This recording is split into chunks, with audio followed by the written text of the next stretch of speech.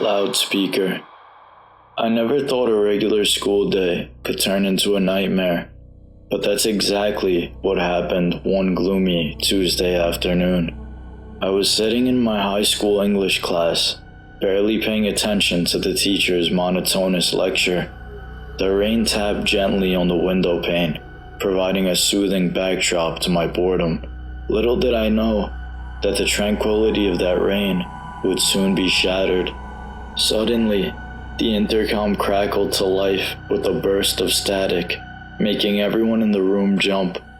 Principal Anderson's voice, usually calm and collected, sounded panicked. "Attention all students and staff. This is not a drill. We are initiating a lockdown. I repeat, this is not a drill.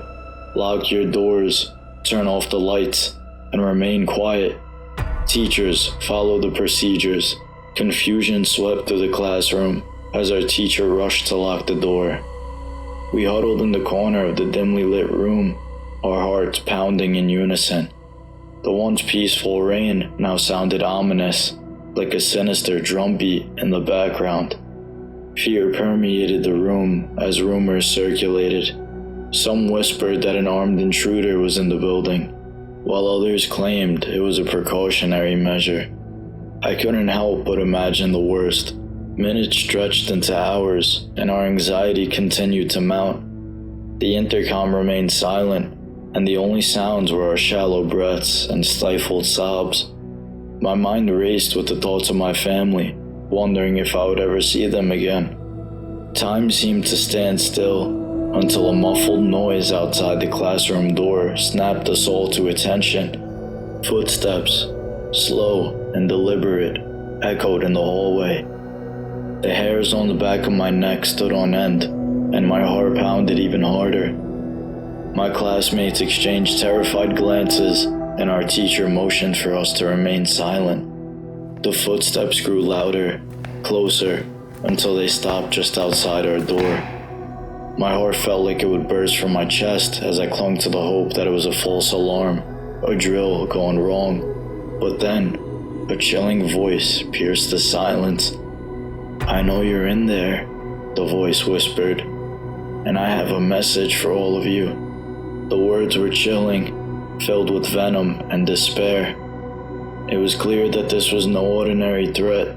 This was someone who'd been pushed to the brink. Time seemed to slow as we listened, trapped in a nightmare with no escape. We were hostages to a broken soul, forced to confront the terrifying reality that the world we knew could crumble in an instant. The hours dragged on, and the tension in the room became unbearable. We prayed for help, for the nightmare to end. When the police finally arrived and secured the intruder, the relief that washed over us was overwhelming. We stumbled out of that classroom, forever changed by the horrors we'd endured. Another intruder. It was just another ordinary morning at my high school, or so I thought. I was in the middle of a mundane algebra class, staring at the clock, waiting for the minute hand to finally reach 12. The autumn sun streamed through the windows, casting long shadows across the room.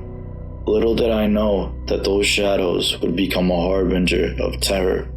Suddenly, the intercom buzzed to life with an urgent message. The principal's voice, tinged with anxiety, instructed us to initiate a lockdown immediately. It was not a drill, he repeated. Panic surged through the classroom as our teacher rushed to lock the door and turn off the lights. We huddled in silence. The minutes ticked by, each one feeling like an eternity. We were left in the dark, no information, no reassurance, just the muffled sobs of my classmates and the faint sound of distant sirens growing louder. The knot in my stomach tightened with each passing moment. I reached for my phone, desperate for any news or information, but the battery was nearly dead.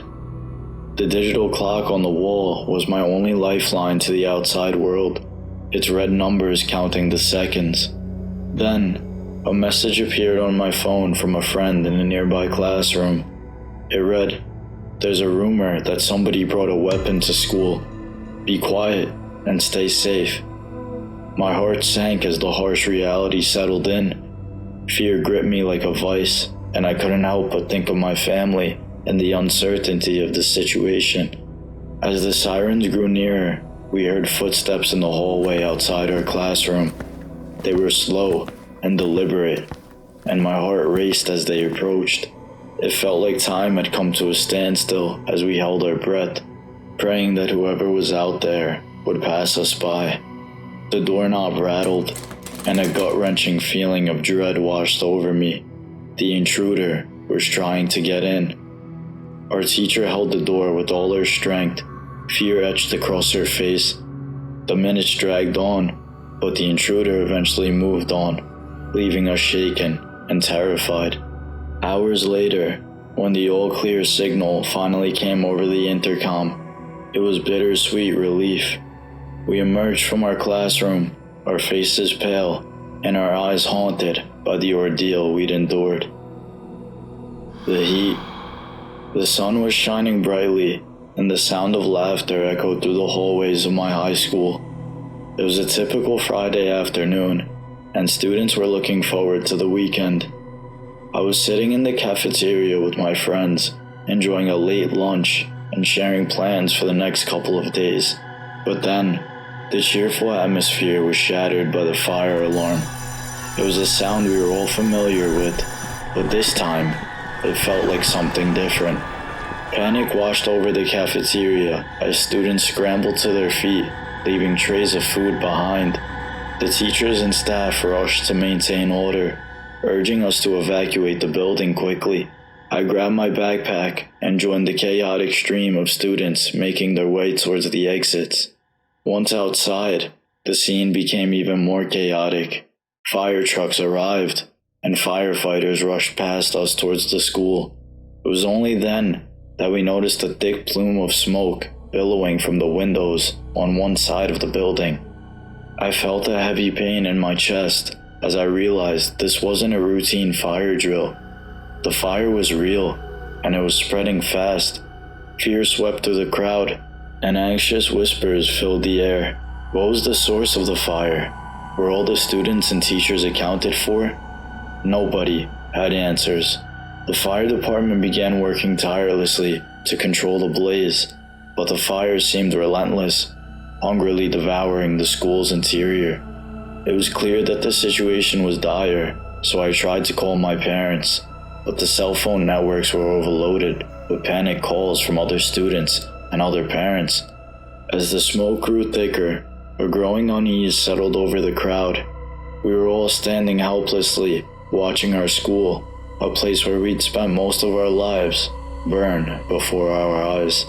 The memories we had created within those walls were now being reduced to ashes. Hours passed, and the fire was finally brought under control. The school building, however, was left charred and severely damaged. It was clear that we wouldn't be returning anytime soon. I felt a profound sense of loss, not just for the building, but for the sense of security and normalcy that had been taken from us. In the days that followed, we learned that the fire had started in the chemistry lab due to a malfunctioning experiment. Fortunately, there were no casualties, but the school was closed indefinitely for repairs. The incident left a lasting impact on all of us. We realized that even in the most ordinary of places, unexpected disasters could strike. The sense of vulnerability and the trauma of seeing our school engulfed in flames haunted our thoughts. Our place of safety was no longer that anymore. Perhaps we could get past this as a school, but I was unsure about that. The building was charred, everything was gone that we'd loved and known, and I find it super weird. The fact that safety could somehow become danger in a matter of seconds astounds me to this very day. School was a place I'd known as a place of learning and happiness, growing up, and memories. But now all those memories had been burned away.